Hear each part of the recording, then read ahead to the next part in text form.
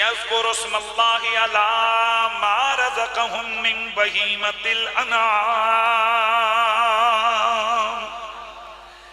اس لیے ہم نے ہر امت کے لیے یہ قربانی کے طریقے مقرر کیے گئے تاکہ وہ اللہ کے دیے ہوئے چوپایوں پر اللہ کا نام لے کر انہیں ذبح کریں۔ فَإِلَٰهُكُمْ إِلَٰهٌ وَاحِدٌ فَلَهُ أَسْلِمُوا وَبَشِّرِ الْمُخْبِتِينَ۔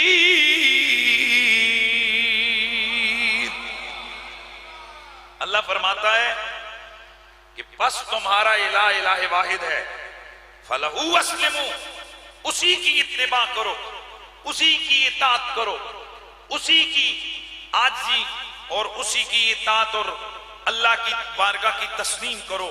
وَبَشِّرِ الْمُخْبِتِينَ، اور یہ عاجزی کرنے والوں کے لیے بشارت ہے۔ اسی پر پہلی قربانی ہے۔ میرا اللہ فرماتا ہے وَاتْلُ عَلَيْهِمْ نَبَأَ ابْنَيْ آدَمَ بِالْحَقِّ إِذْ قَرَّبَا قُرْبَانًا فَتُقُبِّلَ مِنْ أَحَدِهِمَا وَلَمْ يُتَقَبَّلْ مِنَ الْآخَرِ قَالَ لَأَقْتُلَنَّكَ قَالَ إِنَّمَا يَتَقَبَّلُ اللَّهُ مِنَ الْمُتَّقِينَ۔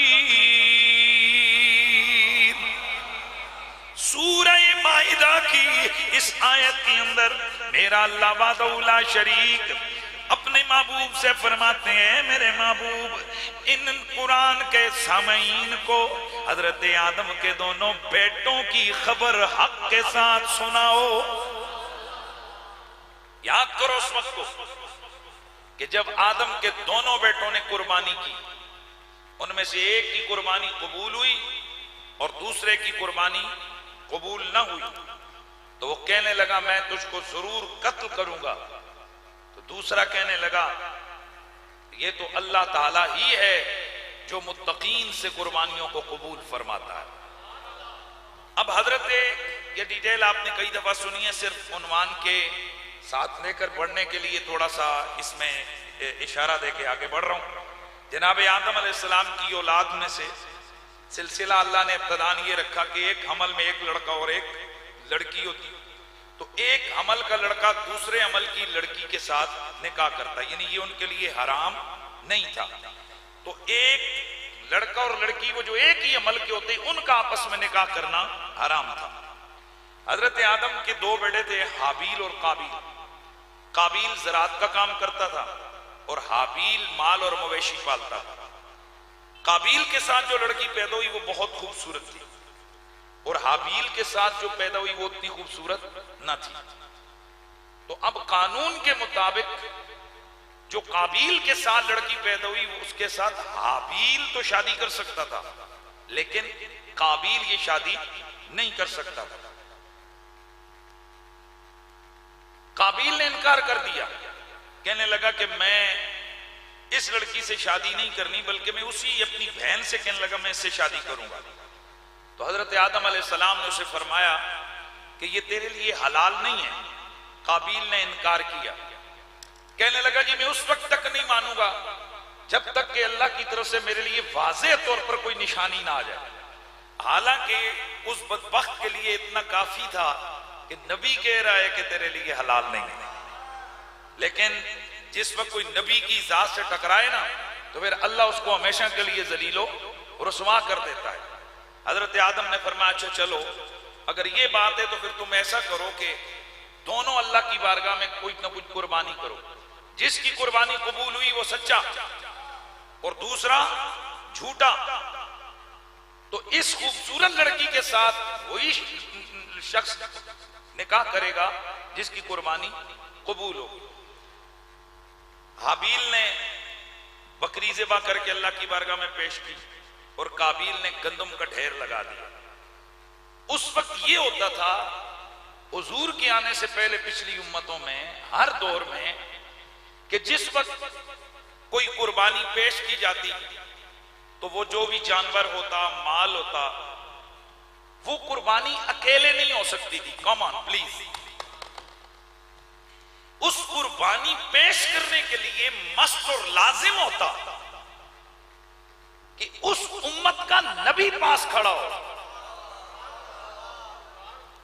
اور اس نبی کے سامنے وہ قربانی رکھی جائے.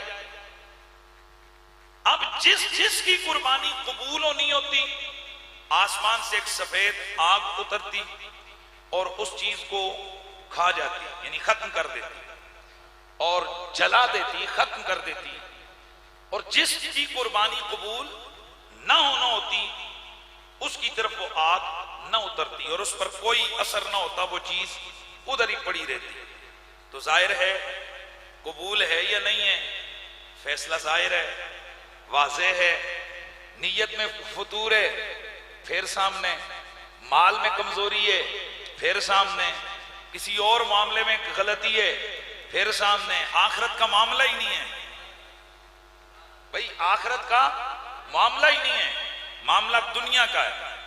اب جب حابیل اور قابیل دونوں نے یہ قربانی کی تو حابیل کی قربانی قبول ہو گئی اور قابیل کی قربانی بولیے قبول نہ ہوئی.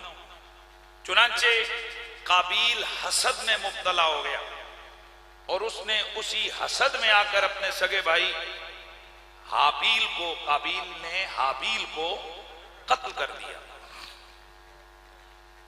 تو یہ دھرتی پہ جو پہلا قتل ہوا وہ کس کی وجہ سے ہوا؟ لڑکی کی وجہ سے، حسد کی وجہ سے. اور بنیاد کیا بنا؟ لڑکی. اب جس وقت وہ بڑا بھائی چھوٹے بھائی کو یعنی قابیل حابیل کو جب قتل کرنے لگا، نے کہا میرا ریزن، مجھے قتل کیوں کر رہے ہو، میرا قصور کیا ہے؟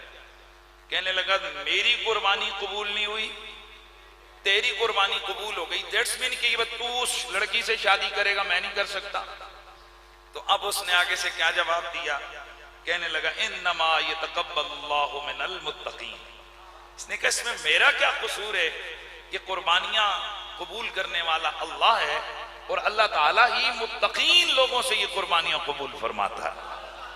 تو یہاں سے قربانی کا کانسیپٹ ہمیں ملتا ہے کہ اس کا مطلب ہے کہ پہلے نبی کا دور ہے، پہلے نبی کی امت ہے، پہلے نبی کا زمانہ ہے اور اس دور میں بھی قربانیاں پیش کی جا رہی ہیں.